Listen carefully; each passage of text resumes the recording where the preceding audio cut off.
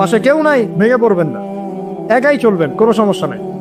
তো এই যে বলছিলাম, পরিবারের লোক পরিবারে বোঝান, দাওয়াত দেন, সব ঠিক আছে।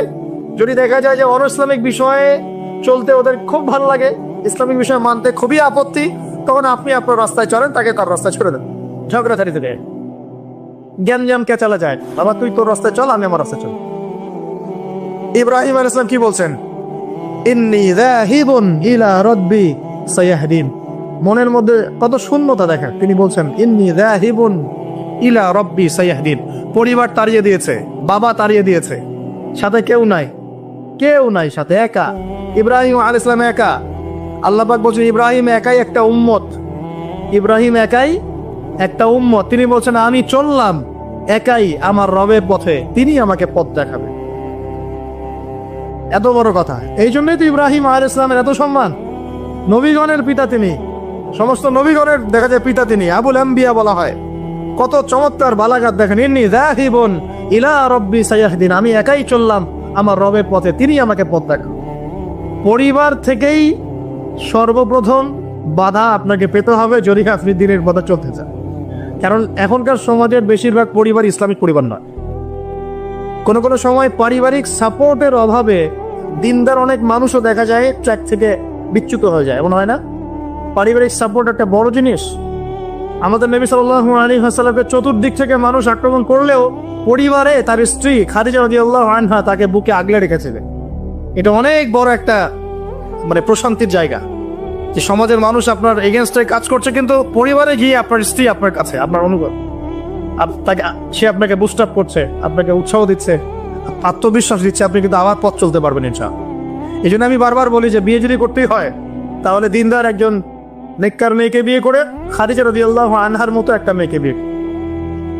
আর যদি ওই যে দিনদার ক্যাটরিনা খুঁজতে যান তাহলে সারা জীবন ওই পস্তাইতে হবে। আর আল্লাহ বোঝার তৌফিক দান করুন। দিনদারিতা দেখে বিয়ে শাদী করে। চাচা আবু তালেব তিনি কিন্তু মুসলিম নন, নমুসলিম হয়েও তাকে পারিবারিকভাবে সাপোর্ট দিচ্ছেন। পারিবারিকভাবে সাপোর্টটা অনেক ইম্পর্টেন্ট। আর যখন পরিবার থেকে সাপোর্ট থাকে না তখন মানুষ কিন্তু ট্র্যাক থেকে সরে যায়। যাই হোক, গভীরে যাই না। নবী সাল্লাল্লাহু আলাইহি ওয়াসাল্লাম যখন দাওয়াতি মিশন শুরু করলেন, ইসলামিক সমাজ প্রতিষ্ঠার চেষ্টা করতে লাগলেন, তখন এই পারিবারিক বাধা, আত্মীয়দের মধ্য থেকে বাধা, সামাজিক বাধা আসতে লাগলো। এক পর্যায়ে হিজরত করতে হয়েছে আবিসিনিয়ায়, তারপর তায়েফ, তারপরে গিয়ে মদিনায়। এখন মদিনায় আলহামদুলিল্লাহ আল্লাহ রাব্বুল আলামিন দ্বীনটাকে প্রতিষ্ঠা করলেন এবং সেখানে নবীকে শক্তিশালী করলেন, সাহাবীরা শক্তিশালী হলেন, আস্তে আস্তে গাজওয়াগুলো হলো, সারিয়াগুলো হলো। এক পর্যায়ে উইদিন 8 থেকে 10 বছরের মধ্যে যে নিঃস্ব হাতে মক্কা থেকে তারা গেলেন মদিনায়, সেই মক্কাই তারা জয় করলেন বিনা বাধায়, বলা যায় অলমোস্ট বিনা বাধায়। প্রায় লক্ষাধিক সৈন্য, লক্ষাধিক সাহাবীদেরকে নিয়ে পুরো মক্কায়, জাজিরাতুল আরবের মধ্যে দিন প্রতিষ্ঠা হয়ে গেল। বলো কিনা? কত বছর সময় লাগছে ভাই বলেন? 23 বছর। আর রাহিকুল মাকতুম বইটা পড়েন তাহলে আপনি ধাপগুলো বুঝতে পারবেন কিভাবে হয়েছে। আমি পয়েন্ট আউট করছি যে কোন কোন পয়েন্টের দিকে তারা বেশি ফোকাস করেছে, কোন কোন কাজগুলো তারা বেশি করেছেন, এবং যুবকদেরকে দিয়েই কাজগুলো করানো হয়েছে।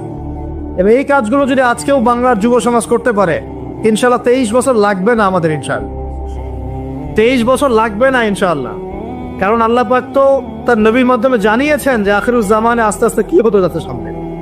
আগে তো এটা জানা ছিল না যে তখন কি হবে। এখন তো আমরা জানি যে সামনে কি হতে যাচ্ছে। আমরা তো জানি যে ইসলাম কায়েম হচ্ছে সামনে ইনশাআল্লাহ, এটা লিখা হয়ে গেছে। তো আপনি হতাশ হচ্ছেন কেন? আমরা এখানে যারা বসে আছি, আমরা কেউ যদি বেঁচেও না থাকি, আল্লাহ না করুক, তারপরও দিন কায়েম হবে। বাংলাদেশে এখন যত আলেম ওলামা আছে না, সবাই যদি মারা যায় তাও দিন কায়েম হবে। বিশ্বে এখন যত বড় বড় জালেমরা আছে, এর সাথে আরো 10 গুণ জালেম যদি বৃদ্ধি করা হয় এবং ওদেরকে আরো 10 গুণ শক্তিশালী করা হয়, তাও এদের পতন ঘটবে। হ্যাঁ, যত জালেম আছে সারা বিশ্বে, এর সাথে আরো 10 গুণ যদি বৃদ্ধি করা হয়, এদেরকে আরো বেশি বেশি মারণাস্ত্র দেওয়া হয়, ক্ষমতা দেওয়া হয়, তবুও এদের পতন ঘটবে। কারণ কোরআন এবং হাদিস এই কথা বলে দিয়েছে যে কিয়ামত হবে না, কিয়ামত হবে না যতক্ষণ পর্যন্ত না আল্লাহ পাক 2 জন বিখ্যাত ব্যক্তি পাঠাবেন। কয়জন? একজন হচ্ছেন আমাদের মধ্য থেকে ইমাম, মুসলিমদের ইমাম মুহাম্মদ, যাকে আমরা মাহদি বলছি। আর একজন হচ্ছেন একজন নবী যার হাতে সভ্যতা শেষ হবে, যার নাম হচ্ছে নবী ঈসা আলাইহিস সালাম, যিনি সত্যিকারের মাসিহ।